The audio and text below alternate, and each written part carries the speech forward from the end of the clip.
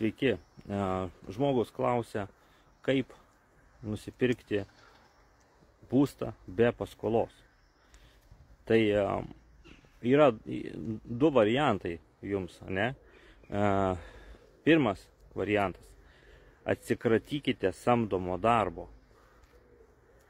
Kada jūs tai padarysite, jūs nebebūsite pririšti prie vietos. Dažniausiai brangios, ne? Tai čia vienas iš variantų, ne? O kaip tai padaryti? Tapkite verslininkais. Ai, nežinote kaip? Ateikite pas mus. Netgi dabar padarėme be įmokos. Būdavo visą laiką imdavom įmoką 2000 eurų, ne? Mes padarėme dabar planą, kad žmogus galėtų praėjęs bandomai laikotarpį tiesiog daro užduotis ir jisai po to gali ateiti į brokerius pas mus. Tai būdas nemokamai ateiti, ar ne? Ir dar bandomasis laikotarpis dar jums atneš pinigų. Jūs taip pat gausite uždarbį už atliktas užduotis, ar ne? Tai va, tai toks va dalykas. Jeigu domina plačiau, siųskit į PM savo telefono numerį. Ir atsiųsiu dar kitą video, po to dar kitą video ir tada jau sakysit, tinka arba ne. Ir viskas. Tai va. Tai kur aš čia baigiau, ne? Apie be paskolos pirkimą.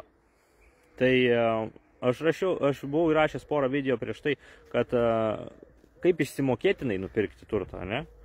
Tai yra beveik tas pats, ne? Ir išsimokėtinai turtą pirkti yra turbūt geriau negu su paskola. Tai yra geriau išsimokėtinai pirkti. Ir tiesiog iš savo, kiek tu uždirbi, tu moki už tą turtą, ne? Kitas variantas yra geriau pasitaupyti pinigų, dirbant va tokį darbą, va, kaip pas mumis. Va.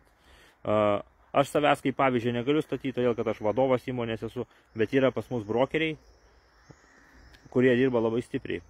Pavyzdžiui, yra viena brokerė pas mus, per savaitę būna ir 5 ir 7 sutartis iškepa. Tai ką aš turiu omeny? Viena sutartis pas mus yra mažiausiai 1500 komisinių.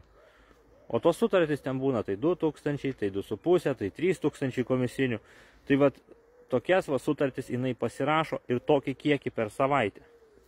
Visa komanda yra, kuri padeda tą sutartį įgyvendinti iki galo, kad žmogus pasiektų savo tikslo vis dėlto. Arba du tikslai pasiekiami yra. Arba parduoti, o jeigu nusprendžia neparduoti, tai bent jau išsiaiškina, kokia jo tikroji kaina su komandiniu reklamavimu, ne su kokiu vienu skelbimu, ko numestu kažkur, bet su rimta reklama, kur dirba žmonių grupė visa. Tai va toks va dalykas yra. Ir jeigu va taip stipriai varyt, pavarysi pusę metų ir nusipirksi tu tą butą. Gal aišku, ne Vilniui butą nusipirksi, bet o kas čia žino. Jeigu tu šoksi ant brangesnių objektų, tai tu gali vieną sutartį daryti 5000 komisinių.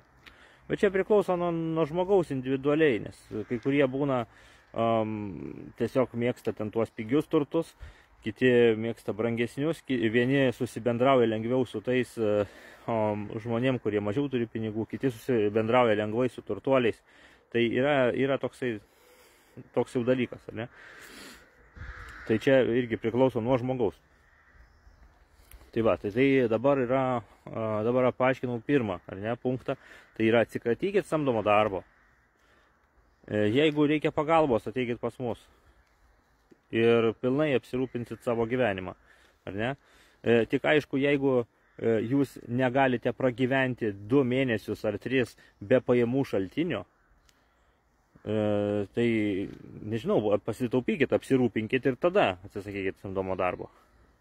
Tada jūs turėsit pakankamai laiko peršokti, persijungti į kitą sritį, ar ne? Nes būna žmonės ateina, oi, čia gausiu, pirmą mėnesį negauna, išeina, susiranda kokį samdomą darbą. Nu, čia yra nesąmonė. Jeigu pasiryžai, tai ir pasiryžk. Po metų, po 2, tu žiūrėsi atgal į savo praeitį ir žvengsi. Sakysi, koks aš buvau durnas. Ne? Ir jau dabar negrįžčiau ne už ką į samdomą darbą.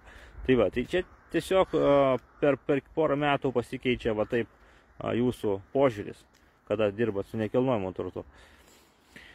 Tai va, tai apie tą atsikratymą samdomo darbo, ar ne? Dabar kitas variantas yra išsimokėtinai turtą pirkite. Jeigu jau labai reikia būsto tenais, taip toliau geresnio, išsimokėtinai pirkite. Arba nusipirkite savo kažkokį tenais prastesnį namelį ar kažką, už nebrangiai, už ten kelis tūkstančius ir paskui dirbkite ir dėkite į remontą. Nu ir viskas, ir va jums be paskolos būstas. Taip pat galite gyventi gamtoje, prie vandens, prie visokių, prie miškų, prie gamtos arčiau. Nu, tai yra geriau juk negu miestas, ne?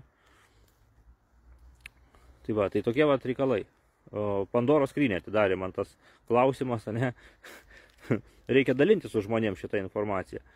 Nes, nu, samdomas darbas yra toks dalykas. Jisai įkalina tave ir tu esi pririštas ir prie vietos, prie paskolų po to dar pririštas būni. Ir viskas, ir žmogus visą gyvenimą dirba, kol jisai netiduos visko. Tai va, būkite laisvi. Pasižiūrėkite video, internete yra toksai, kur kalbina milijardierius, milijonierius, ne? Ir kiek jisai klausė, sako, ar tu imdavai paskolas, sako, ne. Jie sako, neimkite paskolų. Turtingiausi žmonės pasaulyje sako, neimkite paskolų. Investuokite viską, pirkite tenais verslas 1, verslas 2, verslas 3. Ir jie tau daro pinigus, nereikia dirbti samdomo darbo. Tai va. O kaip pradėti mes išmokinsim? Telefono numerį atsiųskit svarbu savo, nerašykit į komentarą, bet atsiųskit į žinutės. Tai va, tai be paskolos nusipirkti būstą galite atsisakę samdomo darbo. Vienas žingsnis, tada jūs galite rinktis iš visos Lietuvos turto. Aišku, pasirinkite daugmaž, kur jums tinka, patinka ar ne, bet nebūsite pririšti prie didelių miestų. O jeigu vis dėlto nori didelė mieste, nu tai gerai, pasitaupykit, kad jūs galėtumėt pusmetį kokį išgyventi be pajamų šaltinio ir kibkite stipriai į nekilnojamo turto verslą. Čia pusę metų jūs nebus taip, kad pajamų šaltinio nebus.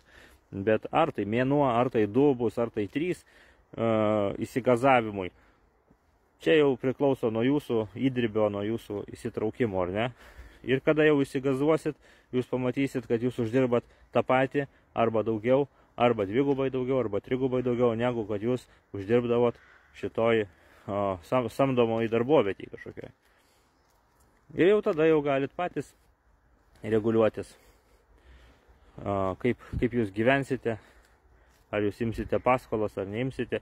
Jeigu jums taip gerai sekasi, tai galite jūs ir imti tą paskolą ir atiduosite tą paskolą greičiau. Bet sako išmintis žmonių, kurie turi pinigų, kurie turi verslus, kurie išėjo į pensiją turėdami verslus, jie neėmė paskolų. Daugelis neėmė paskolų. Tai va.